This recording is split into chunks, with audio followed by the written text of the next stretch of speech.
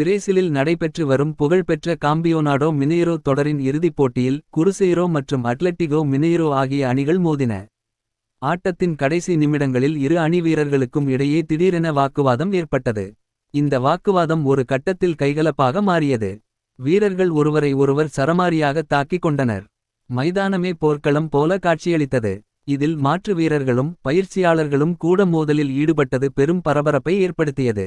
இந்த வன்முறையை சற்றும் எதிர்பார்க்காத நடுவர் நிலைமையை கட்டுக்குள் கொண்டு வர அதிரடி நடவடிக்கையில் இறங்கினார். விதிகளை மீறி மோதலில் ஈடுபட்ட 23 வீரர்களுக்கு ரெட் கார்டு வழங்கி அதிரடி காட்டினார். இதில் குருசெய்ரோ அணியைச் சேர்ந்த 12 வீரர்களும் அட்லெட்டிகோ மினெய்ரோ அணியைச் சேர்ந்த 11 வீரர்களும் அடங்குவர். கால்பந்து வரலாற்றில் இது ஒரு புதிய கருப்புச் சாதனையாக கருதப்படுகிறது.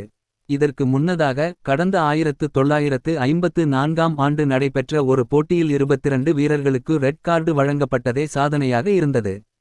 தற்போது 70 ஆண்டுகளுக்கு பிறகு அந்த சாதனை முறியடிக்கப்பட்டுள்ளது. இந்த மோதல் காரணமாக போட்டி பாதியிலேயே நிறுத்தப்படும் சூழல் உருவானது. கால்பந்து ரசிகர்கள் மத்தியில் இந்த சம்பவம் பெரும் அதிர்ச்சியை ஏற்படுத்தியுள்ளது.